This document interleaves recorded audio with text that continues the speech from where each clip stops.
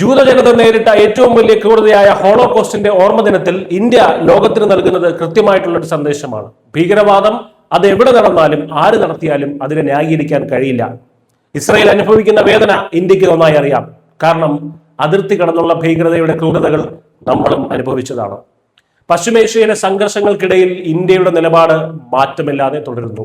ന്യൂഡൽഹിയിൽ Israel embassy സംഘടിപ്പിച്ച അന്താരാഷ്ട്ര ഹോളോകോസ്റ്റ് അനുസ്മരണ ചടങ്ങിലാണ് വിദേശകാര്യ സെക്രട്ടറി വിക്രം മിസ്രി ഇന്ത്യയുടെ ശക്തമായിട്ടുള്ള നിലപാട് വ്യക്തമാക്കിയത്. 2023 ഒക്ടോബർ 7 ഹമാസ് നടത്തിയ ആക്രമണത്തെ ഹോളോകോസ്റ്റിന് ശേഷം ജൂത സമൂഹം നേരിട്ട ഏറ്റവും വലിയ ദുരന്തമായാണ് അദ്ദേഹം വിശേഷിപ്പിച്ചത്.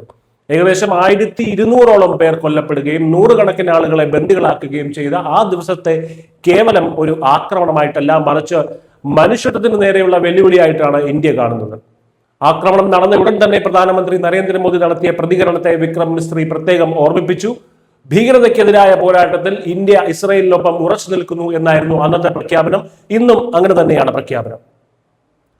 ഭീകരതയെ അതിന്റെ എല്ലാ രൂപത്തിലും ഭാവത്തിലും എതിർക്കേണ്ടതുണ്ടെന്നും അതിന് യാതൊരുവിധ ന്യായീകരണവുമില്ലെന്നും അദ്ദേഹം വ്യക്തമാക്കി. ഈ വാർത്തയിലെ ഏറ്റവും ശ്രദ്ധേയമായ ഭാഗം വിദേശകാര്യ സെക്രട്ടറി ഉപയോഗിച്ച ചില വാക്കുകളാണ്. നിർഭാഗ്യവശാൽ ഇത്തരം ബുദ്ധിശൂന്യമായ ക്രൂരതകൾ ഇന്ത്യക്കും വളരെ പരിചിതമാണ് എന്ന് അദ്ദേഹം പറഞ്ഞു. ഇവിടെയാണ് ഇന്ത്യയുടെ നയതന്ത്രം വ്യക്തമാകുന്നത്. അതിർത്തി കടന്നുള്ള ഭീകരതയുടെ ഇരകൾ എന്ന പ്രയോഗത്തിലൂടെ അദ്ദേഹം വിരൽ ചൂണ്ടുന്നത് പാകിസ്ഥാന്റെ നേർക്ക് തന്നെയാണ്. ഇസ്രയേലിലെ ജനങ്ങൾ അനുഭവിക്കുന്ന വേദനയോട് ഇന്ത്യക്ക് പെട്ടെന്ന് സഹാനുഭൂതി ഉണ്ടാവാൻ കാരണം നമ്മുടെ അതിർത്തികളിലും സമാനമായിട്ടുള്ള ഭീഷണികൾ നമ്മൾ നേരിടുന്നു എന്നതുകൊണ്ട് തന്നെയാണ്. ഭീകരവാദത്തെ ന്യായീകരിക്കാൻ ശ്രമിക്കുന്ന അയൽ രാജ്യങ്ങൾക്കുള്ള വ്യക്തമായിട്ടുള്ള താക്കീത് കൂടിയാണ് ഈ ഒരു ഐക്യദാർഢ്യം.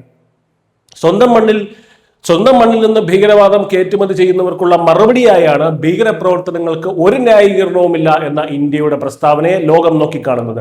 യുദ്ധം മാത്രമല്ല, സമാധാനത്തിനായുള്ള ശ്രമങ്ങളിലും ഇന്ത്യ മുന്നിലുണ്ട്. ഗാസയിലെ വെടിനിർത്തൽ കരാറിനെയും ബന്ദികളെ മോചിപ്പിക്കാനുള്ള നീക്കങ്ങളെയും ഒക്കെ തന്നെ ഇന്ത്യ സ്വാഗതം ചെയ്തു. കഴിഞ്ഞ 2 വർഷമായി കഷ്ടത അനുഭവിക്കുന്ന കുടുംബങ്ങൾക്ക് ആശ്വാസം നൽകുന്നതാണ് US പിന്തുണയുള്ള ഗാസ സമാധാന പദ്ധതിയെന്നും മിസ്രി അഭിപ്രായപ്പെട്ടു.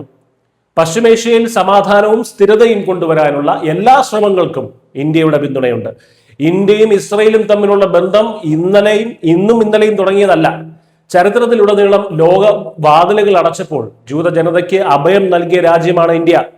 2ാം ലോക മഹായുദ്ധകാലത്ത് ജൂത അഭയാർത്ഥികളെ സംരക്ഷിച്ച നവനഗർ മഹാരാജാവിന്റെ ചരിത്രവും ഇന്ത്യയിലെ പുരാതന ജൂത സമൂഹങ്ങളുടെ സാന്നിധ്യവും അദ്ദേഹം എടുത്തു പറഞ്ഞു. ഈ ചരിത്രപരമായിട്ടുള്ള ബന്ധം ഇരു രാജ്യങ്ങളും തമ്മിലുള്ള നയതന്ത്ര ബന്ധത്തിന് കൂടുതൽ കരുത്ത് പകരുന്നു. ചുരുക്കത്തിൽ പ്രധാനമന്ത്രി മോദിയുടെ ഇസ്രയേൽ സന്ദർശനത്തിന് മുന്നോടിയായി ഇന്ത്യ നൽകുന്ന സന്ദേശം വളരെ വ്യക്തമാണ്. ജനാധിപത്യ മൂല്യങ്ങളിൽ വിശ്വസിക്കുന്ന ഭീകരതയെ എതിർക്കുന്ന 2 രാഷ്ട്രങ്ങൾ എന്ന നിലയിൽ ഇന്ത്യയും ഇസ്രയേലും തോളോട് തോൾ ചേർന്ന് നിൽക്കും. ചാരത്തിൽ നിന്ന് ഉയർത്തെഴുന്നേൽക്കാനുള്ള മനുഷ്യന്റെ കഴിവിലുള്ള വിശ്വാസമാണ് ഈ ബന്ധത്തിന്റെ അടിത്തറ. News desk news India Malayalam.